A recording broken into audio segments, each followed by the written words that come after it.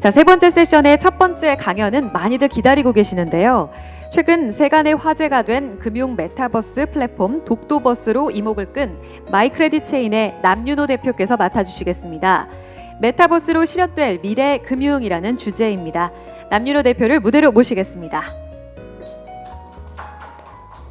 안녕하세요. 오래 기다리고 계시는데 저도 배가 고파서 가능하면 짧게, 그리고 굉장히 많은 분들이 그동안 다양한 메타버스를 실행하시는 부분을 또는 사례 발표를 많이 하셔서 저는 가능하면 겹치는 사례는 다 제외하고 저희만 발표할 수 있는 내용만 압축해서 말씀을 드리도록 하겠습니다. 저는 마이크레딧 체인의 남윤호 대표이고요. 주식회사 핑거 패밀리에서 블록체인 크립토 사업을 해왔습니다.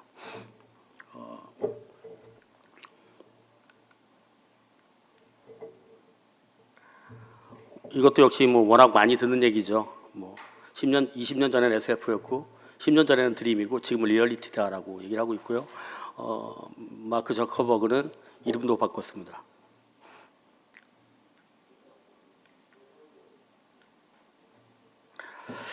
제가 이제 메타버스를 보면서 잠시 제 얘기를 좀 하자면, 저는 90년대 후반에 인터넷으로 시작을 했었습니다, 사업을. 그리고 중간에 이제 넷마블이라는 게임 회사에서 포털을 만들겠다고 열심히 일해본 적이 있고요. 그 이후에 다시 모바일로 튜닝될 때 제가 스마트 뱅킹을 처음 만든 한 명입니다. 그리고 이제 다시 저는 블록체인 크립토 쪽으로 와서 일을 하고 있는데, 어떻게 보면은 패러다임이 바뀔 때마다 제가 선두에 서서 열심히 맨 땅에 헤딩을 했었던 것 같습니다.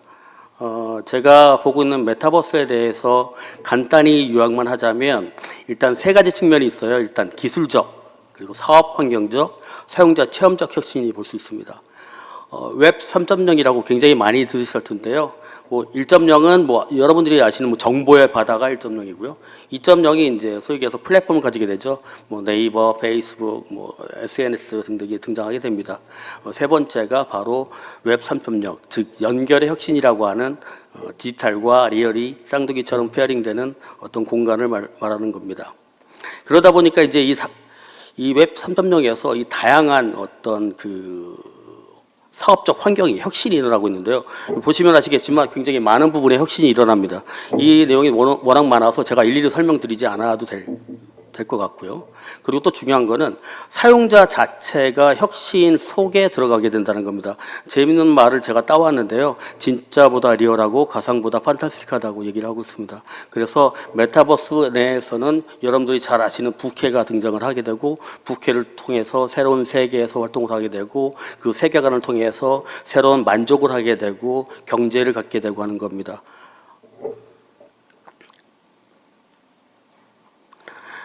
유통에도 혁신이 일어나고 있는데요. 이제 나이키는 신발을 팔 때 NFT도 같이 줍니다. 영화를 보면 NFT를 같이 주고 있고요. 최근에 아주 핫하게 하고 있죠.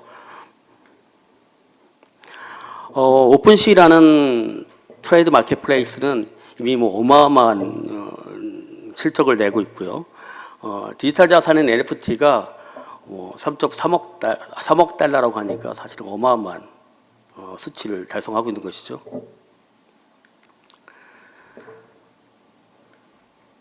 제가 메타버스를 이야기하면서 하나 말씀드려야 될 게, 저희는 독도버스라는 금융 기반의 메타버스를 표방하고 있습니다. 저는 금융 기반을 뭐라고 표현하고 있냐면, 메타버스 내에서 하는 이코노미를 합쳐서 저희는 메타 파이낸스라고 정의하고 있습니다. 좀 더 설명을 드려보면요.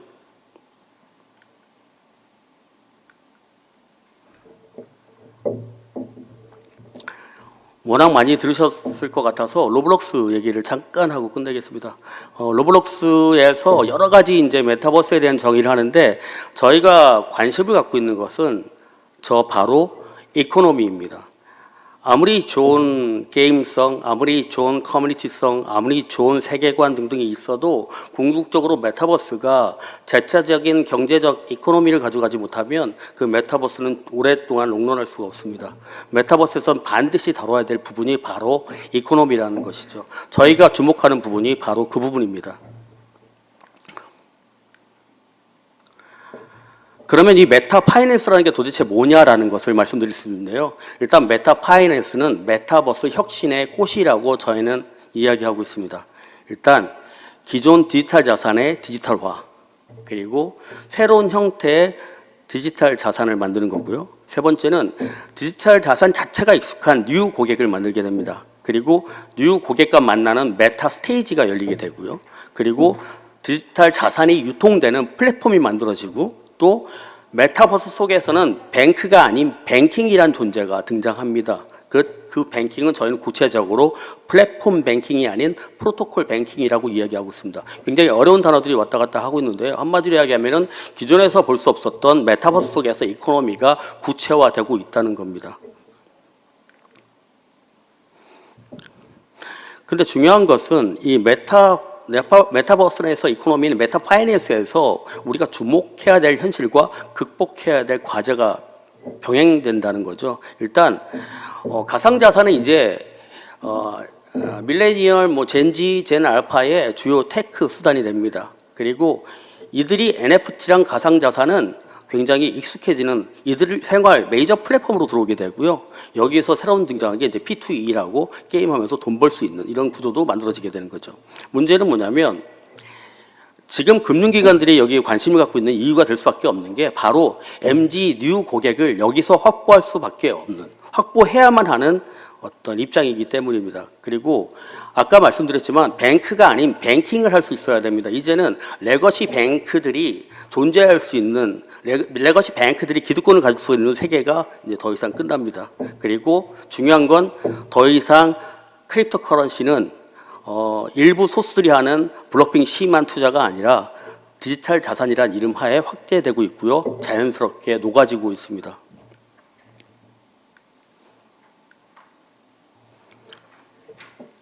간단히 저희가 금융 기반의 메타버스를 추구한다고 하니까 기존의 금융기관의 입장에서 한번 바라보면요, 금융기관 아시지만 대표적인 케이스가 이제 은행으로 볼 수 있습니다. 예를 들어서 예전에 은행들은 은행 잘 지어놓고 정부의 허가를 받으면 예금을 받기로 오는 은행 예금자들이 굉장히 많이 왔었습니다. 그리고 이자가 막 늘었죠. 근데 중요한 건 이제 이자로 그들의 만족을 시킬 수 없는 세대가 된 거예요. 즉 은행의 핵심 동력인 금융 마진 구조 자체가 악화가 된다는 거죠. 결국은 은행 자체도 다변화 효율화를 할 수밖에 없는 입장이 되는 겁니다. 그러다 보니까 열심히 고민하고 있었는데 메타버스에 보니까 새로운 고객들이 마구 모여 있는 겁니다. 특히 젠지, 젠 알파와 같은 어린 친구들이 거기서 비즈니스를 배워가고 있는 거예요. 그러다 보니까 이 대상을 통해서 새로운 형식의 플랫폼의 접근이 필요한 겁니다. 말씀드렸지만 보상을 하기도 하고 관계 형성을 하게 되고 새로운 뉴 금융, 뉴 뱅킹을 만들어야 되는 이슈가 되는 겁니다.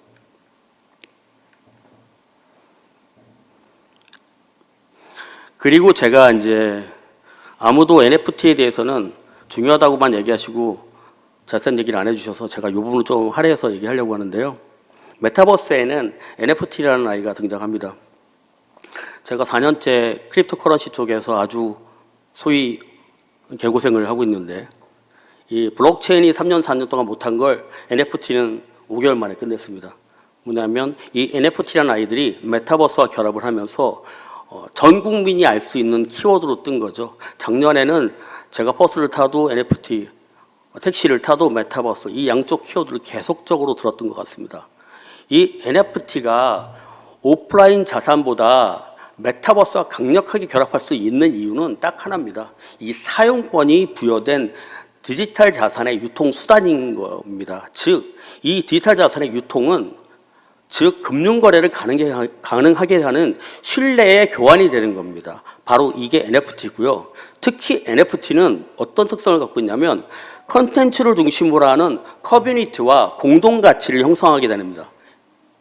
제가 이 부분에서 좀 더 설명을 드리면 저희 좀 이따 소위 크립토 커런시, 그러니까 토큰과 NFT로 이야기할 수 있는 미래 금융의 주인공은 젠지나 젠 알파를 통해서 활성화될 것으로 예상하고 있죠. 근데 중요한 건 여기서 과연 젠지와 젠 알파는 왜 이런 디지털 자산, 크립토 커런시에 주목을 하고 있는 걸까요? 이건 제 의견입니다. 왜냐하면 가질 수 있기 때문입니다. 소유할 수 있기 때문이라는 거죠. 이들은 소유할 수 없으면 관심도 재미도 없습니다. 때문에 이 NFT를 소유할 수 있고 그 소유한 것 자체가 프라이드가 되고 일종의 뿜뿜 자랑하는 거죠. 그리고 또 이 자체가 일종의 나의 레벨 또는 디그니티를 자랑할 수 있는 어떤 위신이 되는 거고, 그리고 이 자체가 나한테는 재미있는 놀이가 됩니다. 어뮤즈먼트가 되는 거죠. 그리고 이것은 보관하고 있다 보면 미래의 자산으로도 성장할 수 있는 포텐셜 어셋이 되는 겁니다. 이렇기 때문에 이들이 NFT에 집중을 할 수 있는 거고요. 특히 NFT를 소유하면서 이들은 내가 세계에 어떤 오너십을 가진 일원이야라는 어떤 자긍심을 갖게 되는 겁니다. 여기서 말하는 세계가 뭐냐? 바로 메타버스가 될 겁니다. 조금 쉽게 이해가 됐는지 모르겠습니다. 그래서 새롭게 메타버스에서 저희가 주목해야 될 것은 새로운 단어인데 좀 어렵습니다. 트러스트라는, 신뢰라는 단어인데요. 메타버스, 즉 웹 3.0 속 금융은 프로그래머블 트러스트가 됩니다. 이 프로그래머블 트러스트라는 것은 인위적으로 트러스트를 만드는 것이 아니라 사람의 손에서 만들어지는 것이 아니라 AI와 프로그램과 여러 가지 미리 계획된 시스템끼리 트러스트를 만들게 되는 겁니다. 저희가 이것을 이쪽 용어로 얘기하면 탈중앙화라고 하죠. 그래서 피어투피어가 궁극적으로 연결되는 것을 저는 메타버스 3.0, 웹 3.0의 하이라이트라고 봅니다.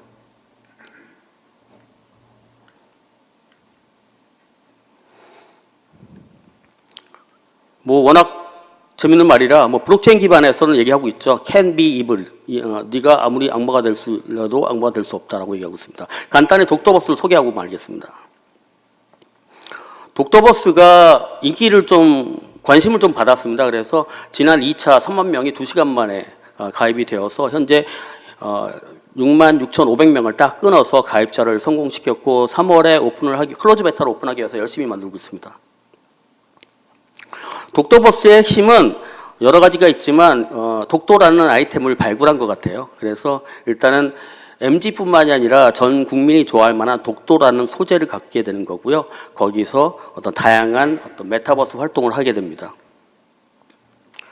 가장 핵심 중에 여러 가지 일이 있는데 독도에서 다양한 롤플레잉 미션을 수행하게 되는 거예요. 근데 중요한 것은 독도버스에는 독도 도민권을 딱 10만 개만 NFT로 발행합니다. 이 도민권은 독도의 일종의 거주지로 도민으로서 인정을 받는 상징 수단이 되는 건데요. 이 독도 도민권은 사실 굉장히 재미있습니다. 이 도민권을 습득할 수 있는 방법은 3가지 정도가 있는데, 일단 열심히 활동을 하거나, 두 번째는 트레이드를 통해서 마켓에서 확보를 하거나, 세 번째는 직접 구입할 수 있습니다. 근데 이 도민권 NFT는 여러분이 알고 계시는 크립토펑크나 베이시와 같은 일종의 오지처럼 어떤 커뮤니티성 성격을 가지게 될 수 있어요. 그래서 오지라는 걸 뭐냐면 오리지널 갱스터라고 해서 이 연대가 굉장히 강하고 실천력이 굉장히 많고 적극적으로 활동하는 일종의 카르텔 형성한 커뮤니티를 저희는 보통 오지라고 부르는데, 얘들은 이런 독도버스는 이런 도민권 자체가 이런 커뮤니티성 성격을 가질 수 있겠다는 거죠. 특히 도민권 자체는 일종의 애국심을 기반으로 하는 약간의 결속력도 갖고 있기 때문에 저는 그 부분을 기대하고 있는 겁니다. 제가 왜 이 부분을 열심히 설명하고 있냐면, 이는 앞으로 모범적인 긍정적으로 발전할 수 있는 다오로 발전할 수 있을 거라고 보는 겁니다. 이 다오는 탈중앙화된 자율 조직을 다오라고 얘기하고 있는데요. 블록체인 크립토 기반 여러 가지 메타버스 세계관을 통해서 발전될 것으로 기대하고 있는 분야이긴 합니다. 도민권 NFT를 소유한 분들은 소유한 회원은 회원이 직접 땅과 집을 소유할 수 있는 재산권이 되고, 두 번째는 독도버스라는 세계의 운영에 대한 참정권을 갖게 됩니다. 그리고 도민권 NFT를 갖고 있는 분들은 독도버스에서 만들어진 이익을 일부 취할 수 있는 일종의 스타크홀더와 같은 어떤 권리도 갖게 되는 것이죠. 그래서 이 독도버스에는 NFT의 강력한 포텐셜과 앞으로 가야 될 다오를 가기 위한 세계관을 형성하고 있는 단계라고 보시면 됩니다. 특히 MZ들의 무조건 재미있어야 된다, 기승전 재미있어야 된다라는 특성을 저희는 잘 반영하고 있고요. 이를 위해서 MZ 특성 그리고 MZ들이 이들이 가질 재미와 경제적 이득을 계속 고민하는 쪽으로 독도버스를 만들어 갈 것입니다.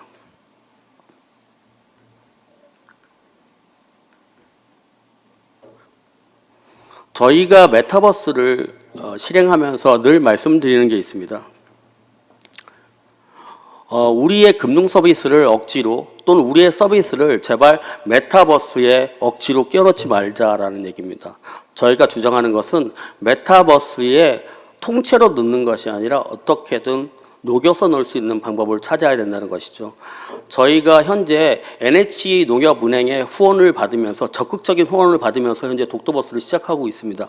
저희 끝으로 이 독도버스에 강력한 스폰서링을 하고 계시는 농협 관계자분들께 감사를 드리면서 주식회사 핑거 패밀리를 대표로 해서 그동안 보지 못했던 새로운 메타버스를 만드는 데 최선을 다하겠습니다. 감사합니다.